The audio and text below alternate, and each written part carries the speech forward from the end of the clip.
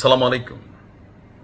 বাংলাদেশে আওয়ামী লীগের শাসন আমলে যেই সকল মানুষগুলো সোশ্যাল মিডিয়া প্ল্যাটফর্মের মাধ্যমে ভালো কাজের মাধ্যমে কিন্তু আওয়ামী লীগ করত, মানুষের হৃদয় জয় করেছিল, তাদের মধ্যে একজন হচ্ছে ব্যারিস্টার সুমন।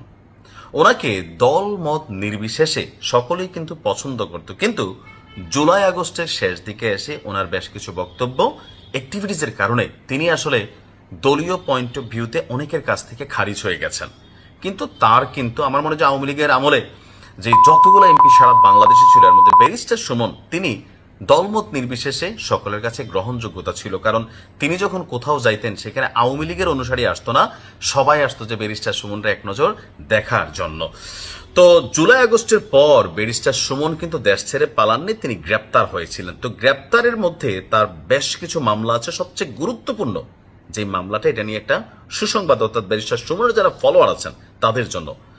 চুনারুঘাটের একটা হত্যা চেষ্টা মামলায় ব্যারিস্টার সুমনের আপনার কিন্তু সাজা হয়েছিল বা রায় হয়েছিল। সেই রায়ে এখন নতুন করে যে রায় আসছে, তিনি জামিন পেয়ে গেছেন। হবিগঞ্জের চুনারুঘাট থানার একটি হত্যা চেষ্টা মামলার হাইকোর্ট থেকে জামিন পেয়েছেন হবিগঞ্জ 4 আসনের সাবেক সংসদ সদস্য ব্যারিস্টার সুমন। তো বিচারপতি শেখ জাকির হোসেন এবং বিচারপতি মোহাম্মদ জাকির হোসেনের সমন্বয়ে গঠিত যে হাইকোর্ট আছে সেখানে এই আদেশ দেওয়া হয়েছে। আদালতে ব্যারিস্টার সুমনের পক্ষে শুনানি করেছেন ব্যারিস্টার পূর্ণিমা জাহান।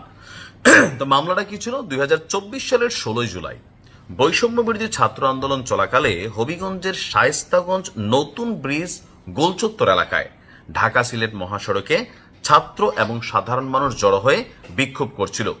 অভিযোগ ছিল 4টার দিকে সে শিক্ষার্থী এবং সাধারণ মানুষের উপর হামলা চালানো হয়, গুলিবর্ষণ করে হত্যার চেষ্টা করা হয়।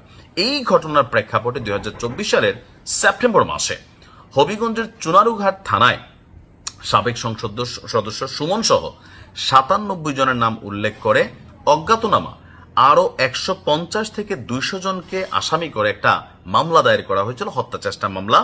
মোহাম্মদ মুস্তাফিজুর রহমান নামের একজন ব্যক্তি। তো আপনার যেহেতু এই মামলাটা হয়েছে, তো এটা নিয়ে দীর্ঘ ইনভেস্টিগেশন ছিল। 2024 সালের 21 অক্টোবর ব্যারিস্টার সুমন তিনি আপনার গ্রেপ্তার হয়েছিলেন। মামলাটা হয়েছে 2024 সালের সেপ্টেম্বর মাসে। তো সরকার পতন হয়ে গেল কবে? আগস্টে।